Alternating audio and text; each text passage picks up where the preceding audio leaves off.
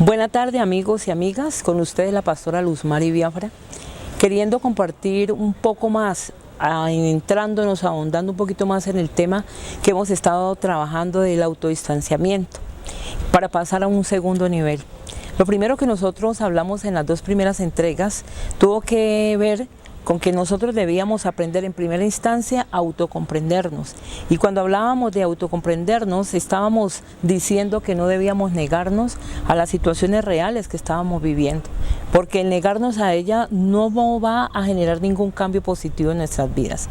Lo segundo que dijimos fue que debíamos aprender a autorregularnos, y eso tenía que ver con decir un alto, un basta ya, para poder tomar las decisiones necesarias, competentes, que nosotros requerimos para superar cualquier tipo de crisis o de situación que estemos viviendo. En tercer lugar, hablamos de la autoproyección, que era vernos de otra forma, aprender a proyectarnos de manera positiva, aprender a proyectarnos de una manera mucho más pertinente para nosotros, de una manera más, podríamos llamarla, podríamos decirla más constructiva sobre nosotros mismos, es visualizarnos como nosotros podemos llegar a ser, como nosotros podemos llegar a trascender en medio de cualquier crisis que estemos viviendo. Eso fue lo primero que vimos, y luego lo vimos a través de la vida de Moisés. Dijimos en la segunda entrega que realizamos qué había pasado, analizamos qué pasó con la vida de Moisés, cómo él comenzó a vivir este proceso y cómo este proceso, al vivirlo de manera correcta, le permitió alcanzar el propósito que Dios tenía, para el cual Dios lo había levantado. Hablamos en primera instancia que Moisés le tocó trascender de manera radical ese ser psicológico y ese ser biológico, esas situaciones en las cuales él estaba encarcelado. Cuando hablábamos del ser psicológico es cuando el Señor le hace el llamamiento y le pide que vaya a hablar con Faraón, y lo primero que le dice Moisés es: pero Faraón, ¿cómo me va a recibir a mí? Eso es un primer argumento, porque muchas veces nosotros estamos reflexionando, hiperreflexionando sobre una temática, sobre algo, y no queremos encontrar. Yo no diría que no encontramos, sino que no queremos encontrar ningún tipo de salida, porque consideramos que allí donde estamos bien, y para qué nos vamos a molestar la vida. Pero necesitamos, para mejorar, muchas veces incomodarnos y molestarnos la vida. Y le dice él: pero ¿yo qué le voy a decir a Faraón? ¿Quién soy yo para estar delante de Faraón? Y el Señor le dice a Moisés: es que tú no le vas a decir quién tú eres, sino quién te envía. Y yo soy quien te envía. Y ese argumento efectivamente va a caer. Lo segundo que le dice Moisés al Señor es: pero el pueblo no me va a creer. ¿Y qué convencimiento yo tengo para darle al pueblo? ¿Cómo les voy a hablar? Si ellos han estado aquí más de 400 años en esclavitud, y yo les voy a ir a decir que tenemos que salir de aquí e irnos, ¿cómo va a ser ese proceso? El Señor nuevamente le habla y dice: es que yo soy el que te envía. Y yo soy el que va a generar en ellos la convicción, y el que va a generar en cada uno de ellos ese encuentro, porque el factor determinante era que este pueblo de Israel tenía que volver a conocer al Señor, tenía que volver. Recuerden que eran 400 años, ya sus padres habían muerto, Josué había muerto, ya ellos habían nacido en Egipto, tenían ya una cultura en Egipto, unos aprenderes, unas vivencias que ya estaban ahí pegadas de su vida, pero tenían que desaprender eso para aprender a volver al Dios de su salvación. Cuando el Señor habla con Moisés y desvirtúa cada una de esas reflexiones que hizo, ya Moisés dice: bueno, ya por aquí no me le puedo meter. Y ese ser psicológico que estaba hiper reflexionando, se tiene que quedar quieto y salta a su ser biológico. Y le dice a Dios: pero Señor, lo que pasa es que yo soy tartamudo. Y entonces, ¿ahora cómo? Yo voy a ir a hablar con esta gente, voy a ir a hablar con Faraón, si yo tengo este problema. Y efectivamente tenía un problema biológico, él era tartamudo. Pero el Señor le dice: no te preocupes, yo mandaré a tu hermano Aarón y él hablará por ti. Yo te hablo a ti y él hablará ante ellos. O sea, todos esos argumentos que están en tu vida y en mi vida, que no nos dejan alcanzar ese propósito que Dios ha puesto en nuestra vida, esos argumentos tienen que caer. Esas razones que nosotros sacamos para no hacer las cosas, esas razones que nosotros sacamos para no llegar a alcanzar las metas que Dios ha puesto en nuestra vida, esas metas que nos llevan a ser personas con vidas plenas, porque es que la vida plena no tiene que ver con que yo hoy me sienta feliz y mañana me sienta triste. No, tiene que ver con que a pesar de lo que yo viva, yo estoy contento con la vida que tengo, estoy satisfecho con la vida que tengo y aprendo a vivir con todas las situaciones, sean buenas o sean malas, como nosotros las queramos llamar. En esta tarde quiero que pasemos a otro nivel. Ya ese primer nivel tenía que ver con el autodistanciamiento, conmigo mismo, con la reflexión interna que yo tengo que hacer, con el poder observarme, mirarme, con el poder ser crítico. Y cuando hablo de crítico, no es una crítica que me destruye. Cuando hablo de crítico, tiene que ver con que me revise a mí mismo, y cuando me reviso a mí mismo, hable con mí mismo y sea lo más honesto posible para poder llegar a alcanzar las cosas que deseamos o necesitamos alcanzar en la vida. Luego pasamos a otro nivel que he querido llamar justamente a otro nivel. Y ese otro nivel tiene que ver a aprender a convivir con el otro. Primero es a vivir conmigo y a reflexionar sobre mi propia vida. Después de que he hecho esto, yo debo aprender a convivir con los otros. Yo debo aprender a desarrollarme en el medio donde estoy. ¿Qué sucede? Normalmente estamos llevando cargas que no nos corresponden. Y sentimos que esas cargas son nuestras y tomando responsabilidades que no te corresponden. Y sentimos que si no hacemos las cosas, entonces somos las peores personas del mundo. Pues fíjese que no. Debemos aprender a colocar límites. Y lo primero que debemos hacer es aprender a diferenciar, a entender que existe un yo, pero también existe un tú. Y que ese tú, que es la otra persona, es responsable de sus acciones y de su vida. Podemos hasta aconsejar, podemos hasta llorar con el otro, pero no podemos fundirnos, no podemos vivir la vida del otro. Y eso es muy importante, porque dejamos de vivir nuestra propia vida, dejamos de disfrutar lo que Dios ha puesto para que nosotros disfrutemos, el salir, el comer, el comprar, y nos encarcelamos en unas problemáticas que no nos pertenecen a nosotros, son problemas del otro por más que yo lo ame o la ame. Y ese otro, esa persona que Dios ha colocado allí junto a nosotros, debe también tomar responsabilidad de su vida y debe tomar determinaciones frente a ella. No te corresponde a ti, no me corresponde a mí, le corresponde al otro tomar sus determinaciones. Y eso se llama diferenciación.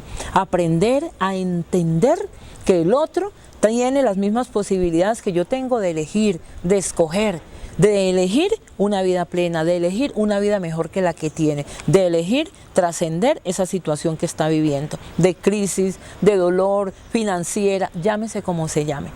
No podemos nosotros, o no debemos, porque de poder lo hacemos, pero no debemos quitarnos el privilegio de no solamente existir, sino de vivir, pero de vivir una vida con sentido, una vida de calidad, una vida que merece ser vivida. Una vida que nos está diciendo, aquí estoy, ¿qué vas a hacer tú? No tanto qué esperas tú que te dé la vida, sino qué le vas a entregar a la vida, cuál va a ser tu legado. En ese orden de ideas, nosotros debemos entender y tener muy claro que la diferenciación es esa capacidad que le permite a una persona no fundirse con el otro, que le deja ser al otro. Después de que comprendemos esto, nosotros debemos mire lo que pasó en la misma escritura y en la misma vida de Moisés. Allá en Éxodo capítulo 14, versículos del 1 al 12.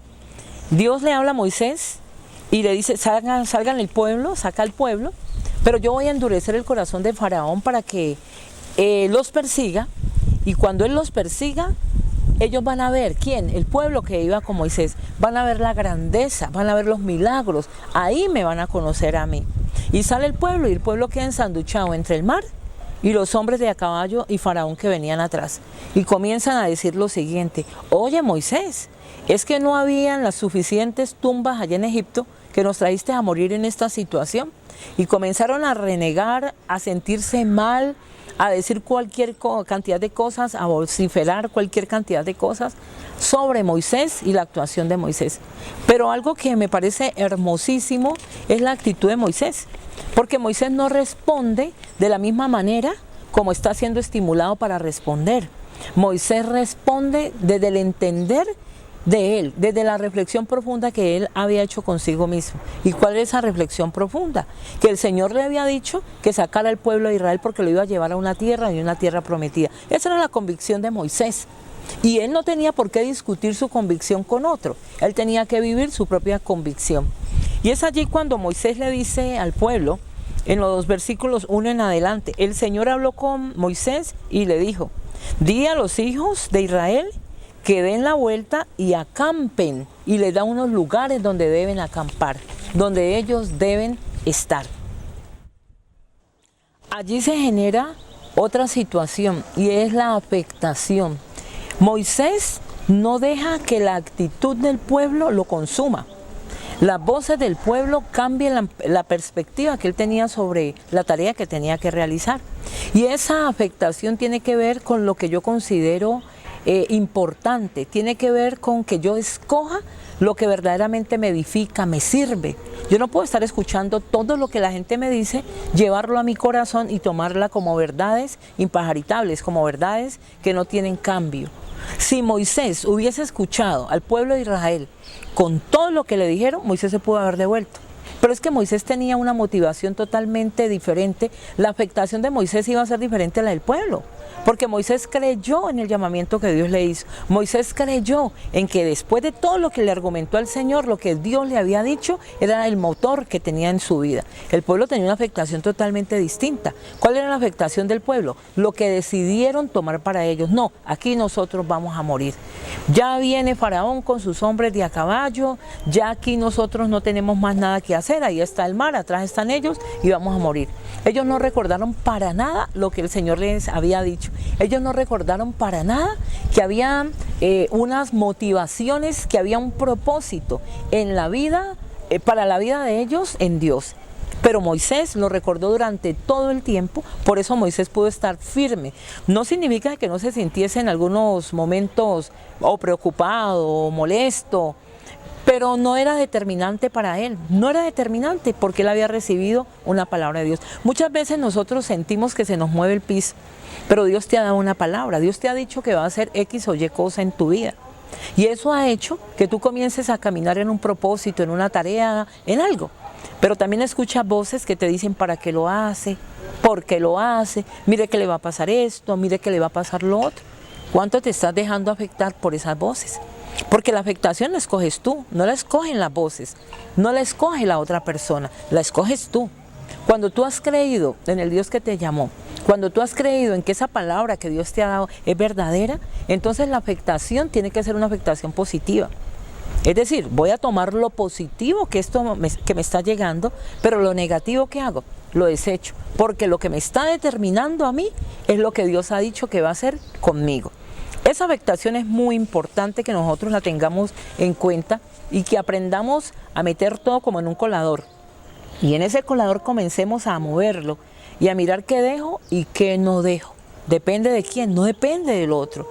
Muchas personas llegan a consejería y le preguntan a uno, o le dicen a uno, pero es que me dijeron, pero es que esto, pero es que lo otro. Y una pregunta sencilla, ¿Dios te dijo eso? No, Dios no me ha dicho eso. Entonces, ¿cuál es el problema? ¿A quién le estás creyendo más? ¿A la circunstancia, a las personas o al Dios de tu salvación? Eso es en lo que nosotros debemos aprender a reflexionar mañana, tarde y noche. ¿Qué dijo Dios sobre mí? Por tanto, todo lo que venga va a tener una afectación, pero esa afectación será la mejor. Será la mejor porque tú has creído que en medio de todo lo que estás viviendo, algo bueno viene para ti, porque Dios está en el asunto. No una persona común y corriente, sino Dios. Ahora recuerda lo que dice la Escritura, que a los que amamos a Dios, todas las cosas nos ayudan para bien. Es decir, nos afectan para bien. ¿Qué? Todas las cosas, no una cosa. Y puedes preguntarme, pero de pronto una situación de enfermedad, ¿cómo me va a ayudar o me va a afectar para bien? Yo no sé, pero finalmente si Dios dice que te afecta para bien, te va a afectar para bien. Por último, cuando ya tenemos muy claro lo que es la diferenciación, no me voy a fundir con el otro. Existe un yo y existe un tú. Yo tengo que tener esa línea que me permita diferenciarlo para que el otro viva, pero también para que yo viva. Cuando yo entiendo eso y también entiendo el nivel de afectación que debe generarse en las dinámicas en las cuales yo me relaciono, entonces yo ya voy ahí muy bien y ya puedo tener algo que se llama la entrega.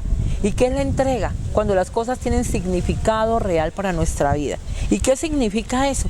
Que ya cuando tengo claro el propósito de Dios para mí, cuando tengo claro lo que debo hacer, cuando tengo claro lo que Dios me ha llamado a realizar, entonces yo lo hago con convicción, como le pasó a Moisés. Efectivamente, ¿a Moisés qué le pasó? Todo el mundo dijo: Moisés, tú eres responsable de nosotros. No aceptaron su propia responsabilidad, porque que sepamos, Moisés les dijo: sí, vayámonos a esa tierra prometida. Pero Moisés no obligó a nadie a irse a la tierra prometida. Ellos escogieron creer en esa palabra que Moisés llevaba, ¿cierto? Ahora, ¿qué sucede? Cuando estamos en la vida práctica, en la vida diaria, ahora, en siglo XXI, nosotros también debemos tener en cuenta que el otro escoge y yo escojo. Y cuando yo escojo vivir de esa manera y tengo que ser responsable y mis acciones deben ser equilibradas a esa responsabilidad. ¿Qué pasó con Moisés? ¿Cuál fue la entrega de Moisés? Entregó su vida. ¿Entregó su vida a qué? A llevar a este pueblo a esa tierra prometida, a ese Canaán. Y no hubo poder humano, a pesar de las circunstancias difíciles que viviera, que pudiese quitarle del corazón y de la mente a Moisés ese llamamiento que el Señor le había hecho, porque ya tenía Moisés que una vida con propósito. Su propósito era ser el salvador, el libertador, de ese pueblo que estaba oprimido. Dios lo escogió para eso y Moisés lo tenía claro. Dios me escogió, voy a pasar dificultades, yo ya le argumenté a Dios todo lo que quería argumentarle, sé que no le puedo seguir argumentando a Dios, voy a cumplir mi propósito en la vida. Y esa entrega de Moisés fue hermosa, porque cuando uno entiende eso, entonces la vida de uno marcha de una manera distinta. Y es allí cuando en el versículo 31 del capítulo 14, mire lo que le dice el pueblo: y al ver el pueblo de Israel aquel gran hecho que el Señor llevó a cabo en contra de los egipcios, tuvo temor del Señor y todos creyeron en el Señor y en su siervo Moisés. Porque el Señor los introduce en el mar y sube las columnas a izquierda y derecha y ellos pueden transitar, vieron la misma gloria de Dios. ¿Cuál era el propósito? Era liberarlos, número uno, pero también fuera de liberarlos que conocieran el poder de Dios. Y se cumplió, claro. Para poder conocer el poder de Dios, ellos tenían que ir a vivir una situación crítica, pero necesitaban un hombre líder puesto por Dios que les ayudase a caminar en medio de esa situación crítica y que no se devolviese, que no se sentara a llorar con el pueblo, sino que le diera un ánimo nuevo y un aliento nuevo. ¿A quién? Al pueblo. Para concluir en esta tarde quiero decirte lo siguiente: la única forma que lograrás una vida plena es hallando sentido a tu vida, y para ello deberás encontrar tu propósito en esta tierra. ¿A qué te llamó Dios? ¿A qué te trajo Dios a esta tierra? Es una pregunta que tú debes hacerte. No puedes vivir en función del otro, de lo que te piden, que estudies, que trabajes, que hagas en lo que otro te dice. ¿Qué te ha dicho Dios que tú hagas? ¿Cómo te ha dicho Dios que tú vivas? ¿Estás tomando en cuenta esto? Si no lo sabes, no es tarde, porque puedes pedirle al Señor que te guíe, puedes pedirle al Señor que te ayude, puedes pedirle al Señor que te dirija y que te revele lo que Él tiene para ti, para que alcances una vida plena, una vida de bendición, donde tú vas a afectar a los demás de manera positiva, donde por donde quiera que vayas, tú serás una bendición. Que el Señor te bendiga, que el Señor ilumine tu camino y te ayude a tomar las mejores decisiones para que puedas trascender y para que puedas alcanzar esa vida plena que todos necesitamos. Que Dios te guarde.